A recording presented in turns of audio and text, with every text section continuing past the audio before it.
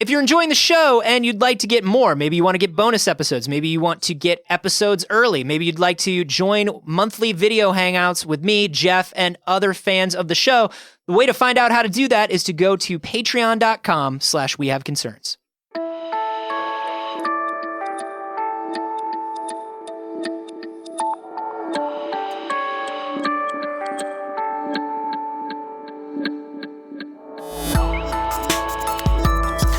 The breakdown is a little weird. That's definitely the weird part, but at least the average usage. If you're listening, maybe post it as a comment to this. I'd like to see. Yeah, that'd be cool.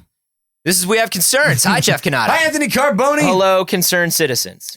We got us an article that was posted on the subreddit, which is wehaveconcerns.reddit.com. Shout out to RJ Baxter for starting that Reddit for us. Oh, and there's like episode discussions now. Yeah. Every episode has discussions. Really cool, interesting stuff. People asking for Outer Spain gear. They want Outer Spain swag. Oh, we'll get JP to do an Outer Spain thing. This is from A. Tomlinson 89. This is an article that was in Mental Floss about how far you can fall and survive. Whoa. Right? Okay. So you fall out of a plane, you fall off a cliff, you fall, you have nothing. You got no parachute. These are the two ways people fall. These are the only two ways you fall. Yeah. Oh, fall in love. That you never survive that. But let me tell you something. Oh, you're never gonna survive unless you have a parachute or something along those lines. Seal was singing about falling out of a plane, right? I think that's definitely your one.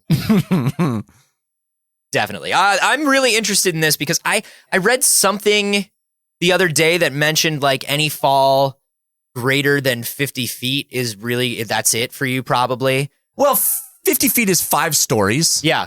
I'm not expecting to survive a 5-story fall. Not even with a tuck and roll, like a Batman style tuck and roll. You didn't mention tuck and roll. The trick is you don't lock your knees. That's right. You just tuck and roll. Yeah.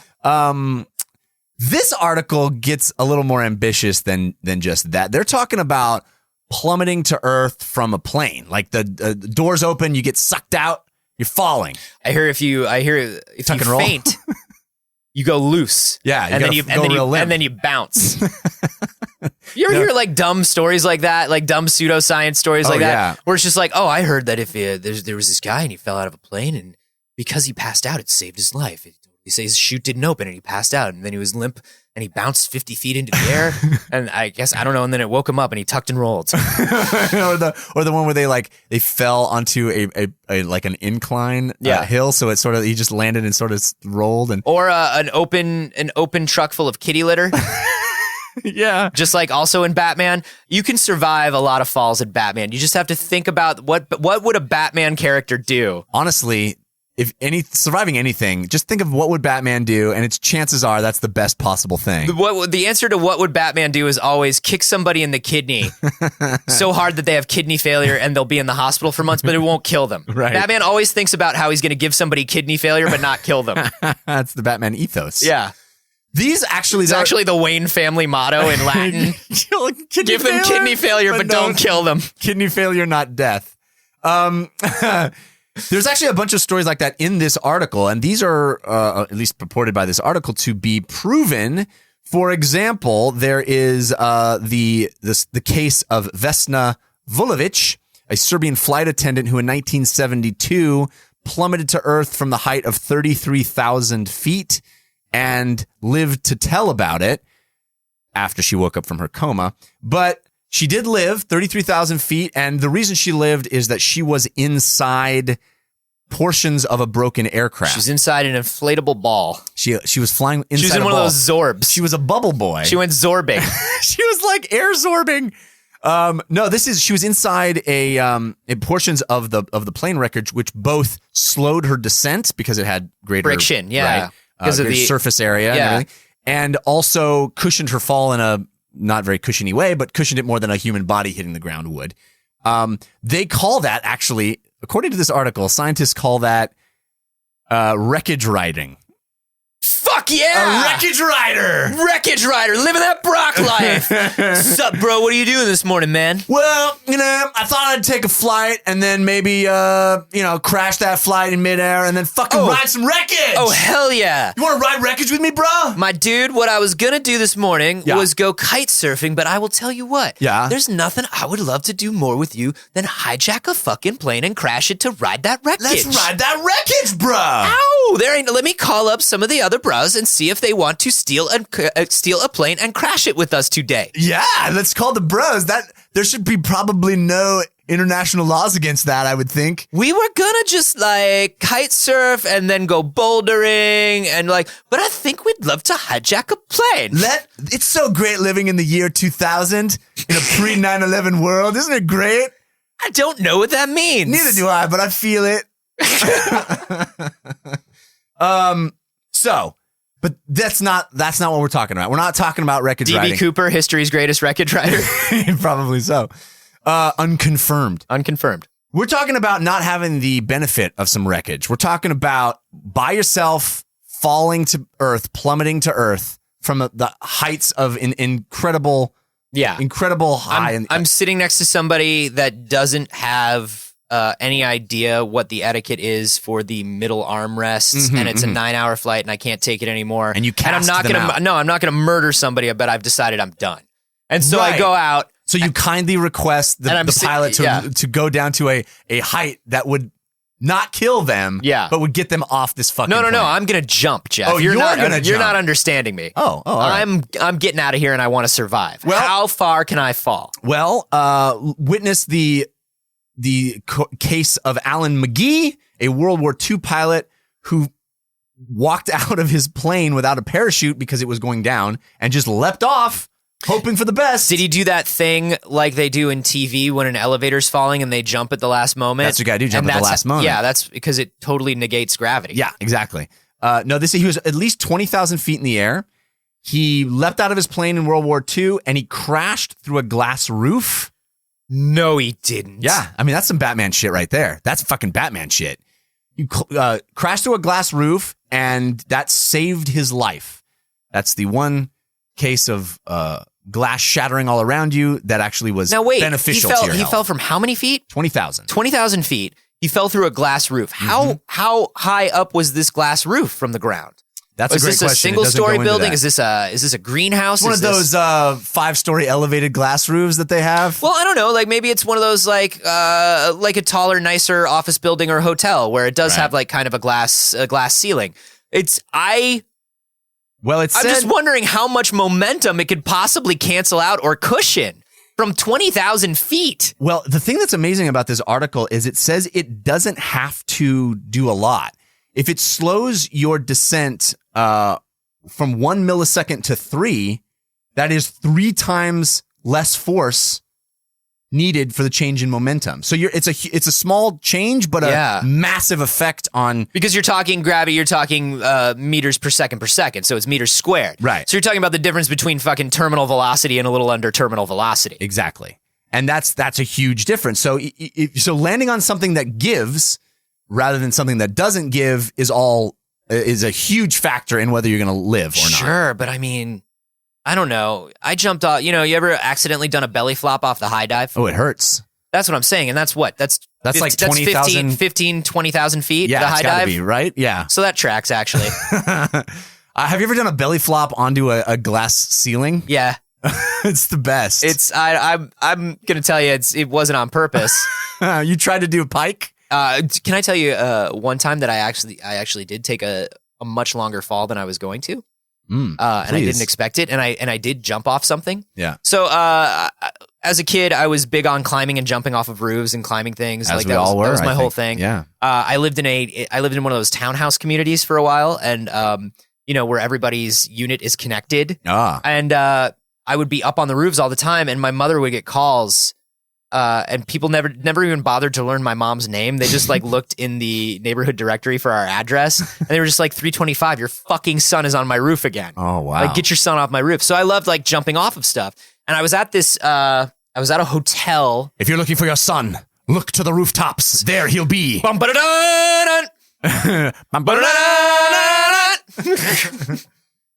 I don't like people. Brat man. And, so I was at this hotel for, I think it was a girl in my class's bat mitzvah, right? Mm. And we're out on this balcony, and I noticed that underneath the balcony it looks like all around the balcony is like a ridge about 5 to 10 feet underneath it that's like with hedges, right? Mm. And so I decide I'm going to be hilarious and I'm going to spook everybody and I'm going to jump off the balcony because I know that there's these hedges underneath. Only on half of it. Oh boy. Only on half of it. Oh boy. Little 13-year-old Anthony in his fucking probably MC Hammer pants or some shit. Who knows? The hedges would hurt too because you scrapes and there's branches and shit. Yeah, but I don't know. What do kids know? Nothing. I'm in like some ridiculously stupid early 90s shirt. Maybe it's shiny. I don't know. Yeah. Your pants are likely My pegged. pants are likely pegged. So your ankles are going to be exposed to all those branches? I jump. There are no hedges on the side that I jump. There is no ledge. There is no safe 5 to 10 feet. And you realize this mid-flight? Yeah. So I actually go down instead of 5 to 10 feet. I go down about 2.5 stories. Jesus. Still into like a hedge down to the bottom. But I land on my feet and I fucking fall over and I can feel my ankle turn. And I'm like so afraid that I've broken my ankles and like, I get up and my pegged pants are all torn. Oh, not the pegged pants. And my sweet 90s like shiny shirt is like, not the rayon. Yeah, I'm probably wearing like a bolo tie and it's like a little off kilter. Oh. Yeah, it was really bad. It hurt a lot, but I think about it and at least I fell into like these little, it was almost like an ivy or something like that, like a ground covering. Yeah. It wasn't like a full bush, but like. Did you tuck and roll? I did not tuck and roll because I didn't see it coming. Yeah. But if I had landed like a couple feet over, it would have been full on concrete. Wow. So I have a feeling that, like even those few inches of just ground covering probably stopped me from breaking my ankle. Well, that's what they talk about. They talk about how even a tiny bit of give in what you're landing on it makes a huge difference. Also, increasing air drag, as we talked about with the wreckage, is a huge factor in whether or not you're going to live or die. So if you fall out of a plane, don't have a parachute, get real big. Get as big as you can. Because you could also scare any mountain lions on the way down. That would be smart, right? If you're wearing a jacket, you put it up like a cape, but over your head, right, on the way down, so you have more surface area, and any parachuting mountain lions will be like, whoa, it's bigger than I thought. Yeah, bigger than I thought. Let's keep rocking, bro. All right, dog. I can't believe they let us hijack this plane. We were just 3 mountain lions standing on each other's shoulders. They didn't know what to do. This Brock is the life. Interspecies Brock life. The worst thing would be to be killed by the mountain lion before you even found out whether or not you survived the fall. Yeah. I mean, it's just sort of like... He would have made it. Maybe. He would have made it. I think he probably would have, but he was eaten by the mountain mauled. Does this article, Jeff, perchance, say what like the average height somebody kind of dies at? No, they're just talking about what's the maximum you can theoretically live from. Sure, because I have a feeling like most people who fall from 20,000 feet don't live. Well, that's true. 20,000 feet is almost 4 miles up. So chances are, Jesus, I can't even run. I can't even run 4 miles. I can't even see 4 miles. Matt, you just get bored. On the way down too. I won't drive 4 miles for like a good brunch. Yeah, that's a good point. So they say that even just like big clothing is enough to help your survival rate because of surface area slowing down. Basically, can you wingsuit it like Batman? Yeah, you could probably. I mean, that's theoretically you could wingsuit it. You had strong enough. Yeah, your parachute cape, pants. You could just use whatever nanotechnology you have in your cape to make it stiff, right? And then just float. Well, what they're saying is the real thesis here is that pegging your pants actually works against you. Right. You want to not peg your pants. You want bell bottoms because that way if you're falling in a standing position, the flares will capture air. Right. Inflate the bell bottoms. MC Hammer would do a much better job of surviving a 20,000 foot fall than New Kids on the Block. Let's just put it that way. Kids, ask your parents. So they say, what's the shortest distance anybody ever fell and died? I wonder. Probably pretty short. You'll find out because it'll be my obituary. It'll be like idiot trips over coffee table, dies from impact and nothing but impact alone. So they take this McGee 20,000 that we know historically McGee lived from, World War II McGee. We call it one McGee unit. World War II McGee lived from a 20,000 foot fall. And they say, okay, based on the fact that he definitely reached terminal velocity. Yeah. it kind of doesn't matter how much higher you go because you're never going to fall any faster than terminal velocity. But here's the twist. At a certain height, extra terminal velocity. No. It turns out double terminal velocity. There's a sequel to terminal velocity. Kids, ask your parents. No, at a certain height, your blood will boil. So if you fall out of a plane above 63,000 feet up, your blood will boil, which the falling gonna kill you. By the way, everybody, do not add us to tell us that it's technically not boiling. Do not add us about the fucking air, about the air pressure and all that shit. We don't want to hear it. Right. We know, you know what we're saying. We know what we're saying. Yeah. Let's move on. You watch SciShow. I get it. Go on. Yeah. So it says, atmospheric pressure means your blood starts to, whatever. Yeah. So the idea here is that 63,000 feet is your upper limit because higher than that, you're dead anyway. You're dead before you hit the ground, right? And that's not even if unless you're fucking Vin Diesel. Well, Vin Diesel could do it. Batman can fall from 20,000. Yeah. Vin Diesel from 65,000. Dwayne The Rock Johnson.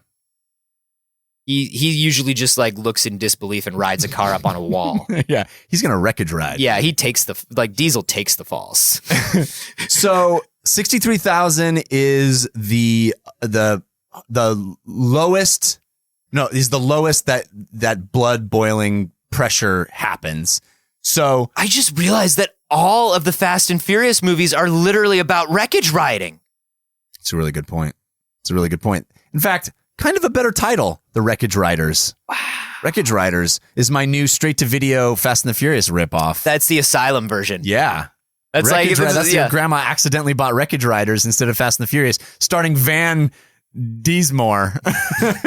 Probably Casper Van Dien, in all honesty. Yeah, that's true. So 63,000 is the lowest at which, hey, your blood's going to boil. It doesn't matter. Yeah, so 60. But anything under that. They said a safe assumption, 60,000 feet.